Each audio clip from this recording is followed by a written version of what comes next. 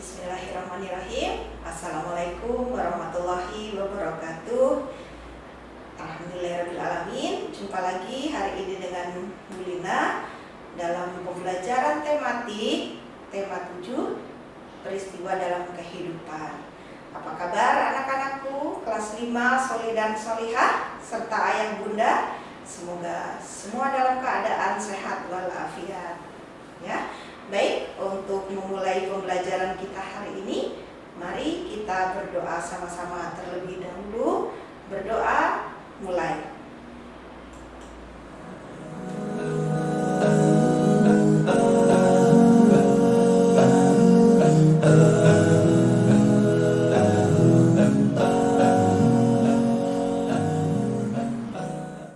Ya, berdoa selesai.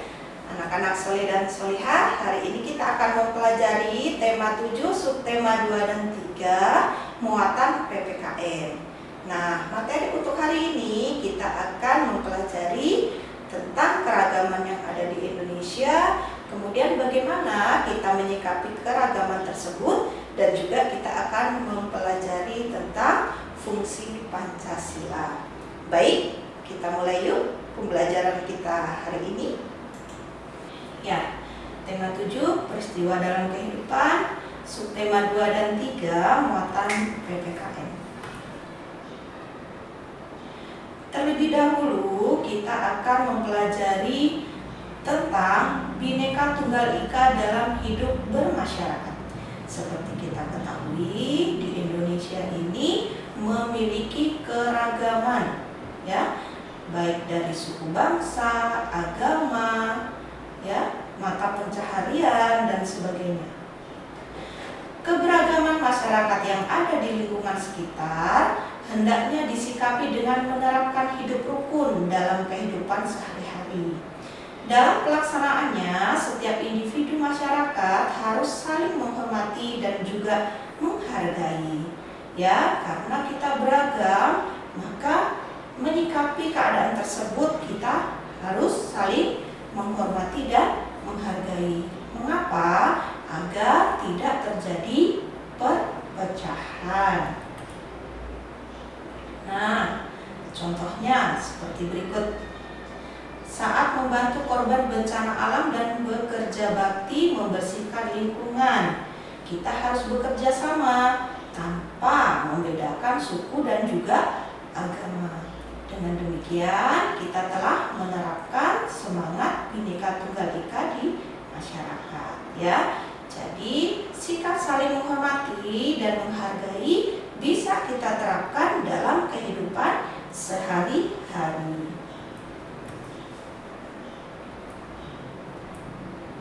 Nah, selanjutnya kita akan belajar menjelaskan unsur-unsur kebudayaan suku bangsa di Indonesia. Sebagai negara yang majemuk, ya, majemuk itu bermacam-macam, masyarakat Indonesia memiliki keberagaman ras, suku, bahasa, dan juga agama.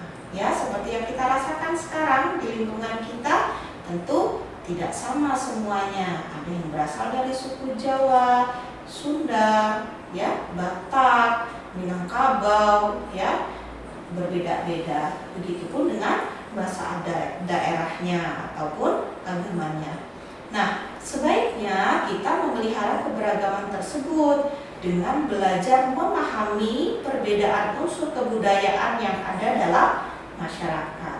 Jadi, keberagaman itu tidak menjadikan kita terpecah, tapi justru kita harus belajar memahami agar keberagaman tersebut dapat mempersatukan masyarakat di Indonesia.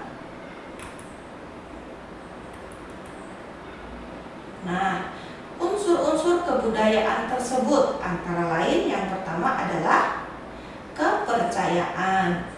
Indonesia mengakui 6 agama dan juga menjamin, ya, kebebasan masyarakat Indonesia untuk memeluk dan beribadah sesuai dengan keyakinannya masing-masing. Jadi di Indonesia itu ada 6 agama dan setiap agama diberikan kebebasan untuk melaksanakan ibadahnya masing-masing.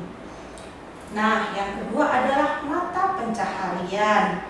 Seperti yang sudah kita pelajari, mata pencaharian yang ada di Indonesia sesuai dengan keadaan alamnya. Karena kenampakan alam di Indonesia itu beragam, maka mata pencaharian masyarakatnya pun berbeda-beda. Selanjutnya, teknologi dan peralatan.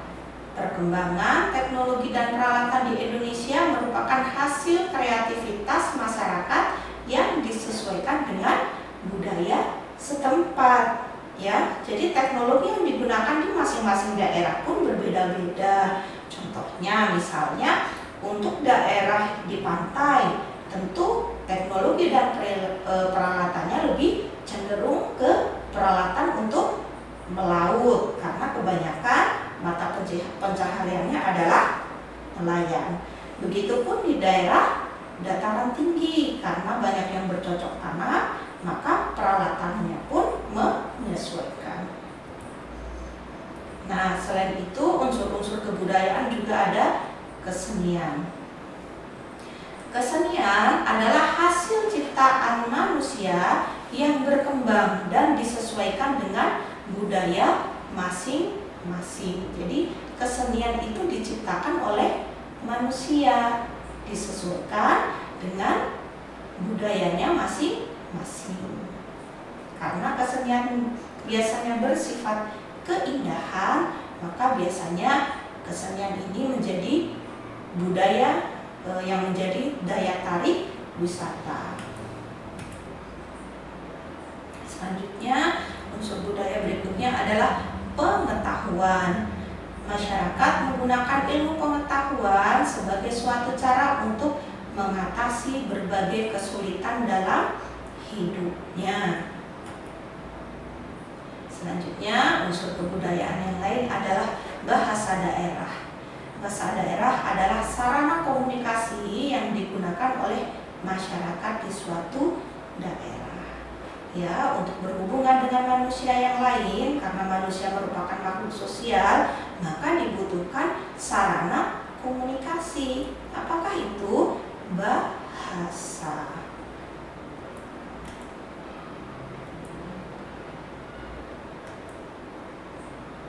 Ya, sekarang kita mencoba memaknai kepahlawanan dalam lagu perjuangan. Ya, ada yang tahu ini lagu Syukur ya. Lagu Syukur ciptaan H. Mutahar. Setiap lagu perjuangan itu memiliki makna yang menggambarkan sikap kepahlawanan para pejuang dalam meraih kemerdekaan. Salah satunya adalah lagu Syukur. Ya, ini bisa kalian pelajari di rumah lebih lengkapnya ya.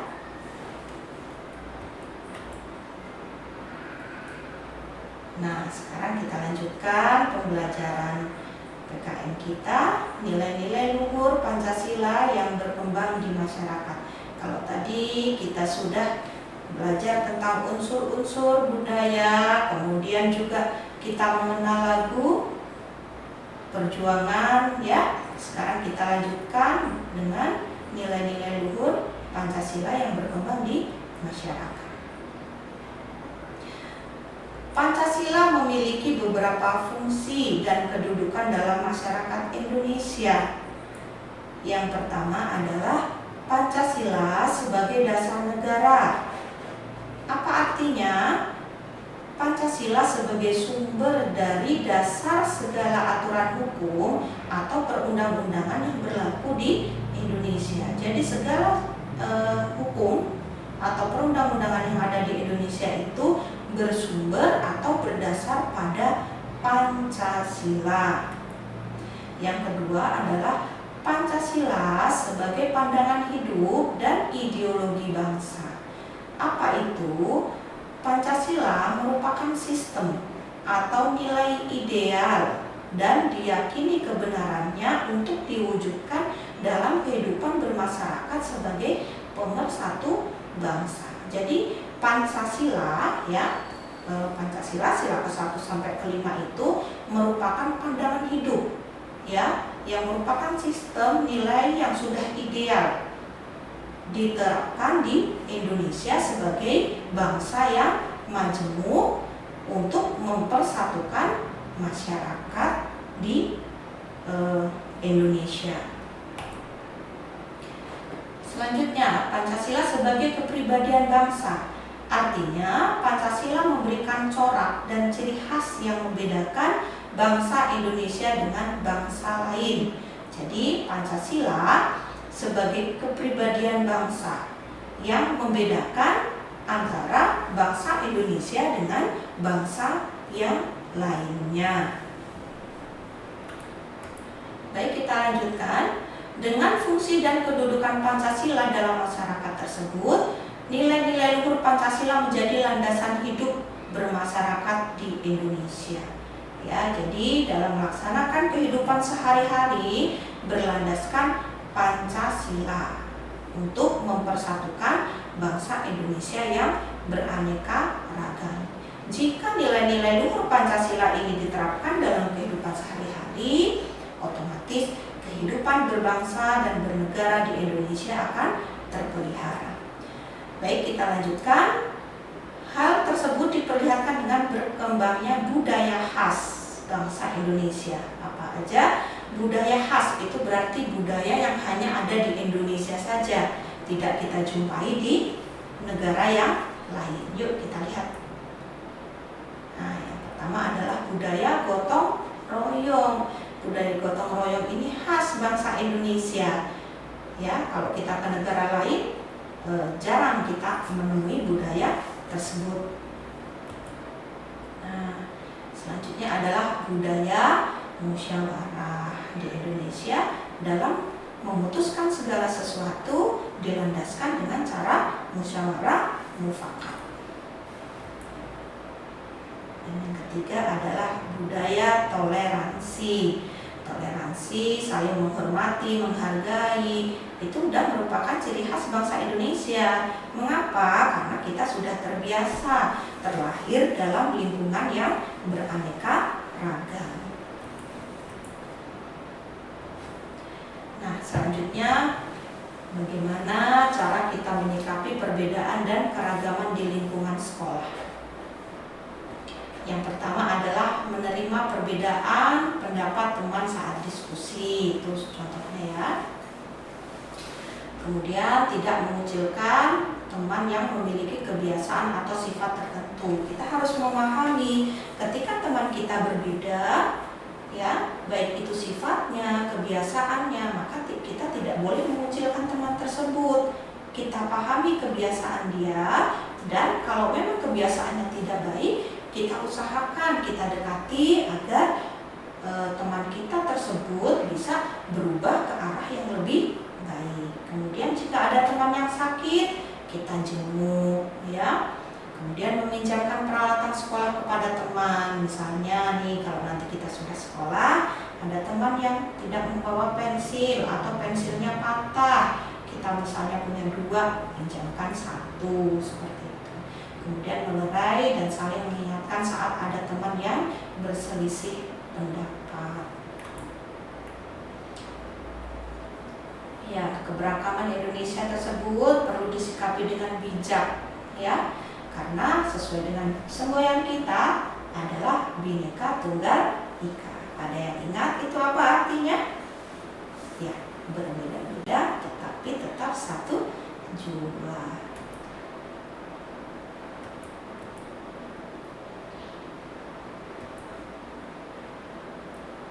Nah, sekarang bagaimana kita meneladani sikap para pahlawan bangsa? Ya, kita tahu bangsa Indonesia ini kita raih dengan perjuangan yang sampai titik darah penghabisan para pahlawan bangsa. Ya, selanjutnya bagaimana kita sebagai generasi penerus dalam meneladani sikap para pahlawan tersebut? Ya, cita-cita kemerdekaan telah mempersatukan tokoh-tokoh kemerdekaan meskipun mereka memiliki suku, ras, agama, dan budaya yang beragam. Ya, kemarin kita sudah mempelajari tentang Sumpah Pemuda. Itu merupakan tonggak sejarah yang mempersatukan bangsa Indonesia. Oleh sebab itu, sudah sepatutnya sebagai warga negara kita menjaga dan mengisi kemerdekaan ini dengan berbagai hal positif yang berguna bagi bangsa dan negara ke depannya. Kalau tokoh-tokoh kemerdekaan saja yang Indonesia belum merdeka, mereka bisa bersatu dalam keragaman, tentunya kita sebagai generasi penerus juga harus bisa menjaga hal tersebut, ya, agar berbagai hal positif itu menjadikan negara kita lebih baik ke depannya. Nah, sekarang sikap apa saja ya dari pahlawan yang sudah mendahului kita yang harus diterapkan dalam kehidupan sehari-hari. Yang pertama adalah sikap berani. Ya, maksudnya sikap yang tidak takut atau gentar dalam menghadapi bahaya, kesulitan ataupun tantangan untuk memperjuangkan kebaikan. Ingat ya, sikap berani dalam memperjuangkan kebaikan. Yang kedua adalah sikap gigih, yaitu sikap tetap teguh pada pendirian atau pikiran meskipun menghadapi banyak rintangan serta tidak mudah putus asa meskipun mendapat kegagalan hingga tujuan yang dicita-citakan dapat tercapai. Ya, sifat gigih ini sangat perlu kita terapkan sebagai seorang siswa dalam belajar. Ya, jadi sebagai siswa harus mempunyai sikap yang teguh pendirian, tidak putus asa walaupun mendapatkan kegagalan agar cita-citanya tercapai. Selanjutnya, sikap rela berkorban, yaitu sikap ikhlas hati memberikan sesuatu yang dimiliki untuk orang lain, tidak mementingkan diri sendiri atau tidak egois. Ya, ini sikap rela berkorban. Selanjutnya, berjiwa besar, yaitu sikap mau menerima segala kritik, perbedaan hingga kekalahan dengan lapang dada, serta mau mengakui kesalahan dan memperbaiki kesalahan tersebut dengan penuh tanggung jawab. Jadi dalam kita bersikap sehari-hari, tidak semua yang kita lakukan itu benar menurut orang lain. Oleh karena itu kita harus berjiwa besar, apalagi apabila kita dikritik, misalnya dikasih masukan, ya, atau contoh kecil misalnya kita mengikuti permainan atau lomba. Ketika memang regu kita kalah, maka kita harus menerima dengan lapang dada. Setelah itu kita evaluasi apa sih kesalahannya. Kalau kita sudah tahu kesalahannya, baru diperbaiki. Seperti itu ya. Baik, anak-anak soleh dan solehah kelas 5 sekalian, itu tadi pemaparan Bu Lina tentang bagaimana kita menyikapi keragaman di negara kita, kemudian juga bagaimana kita meneladani sikap pahlawan yang bisa kita terapkan dalam kehidupan sehari-hari kita. Sikap berani, kemudian sikap rela berkorban, ya, berjiwa besar dan sebagainya harus kita bisa terapkan dalam kehidupan sehari-hari kita dalam rangka untuk mencapai atau meneruskan cita-cita para pahlawan kita agar negara kita ke depannya menjadi lebih baik dan maju. Baik anak-anakku sekalian, itu saja yang bisa Bu Lina sampaikan pada kesempatan kali ini. Semoga bermanfaat untuk Anda sekalian. Terima kasih atas perhatiannya. Ibu akhiri, wabillahi taufiq wal hidayah. Wassalamualaikum warahmatullahi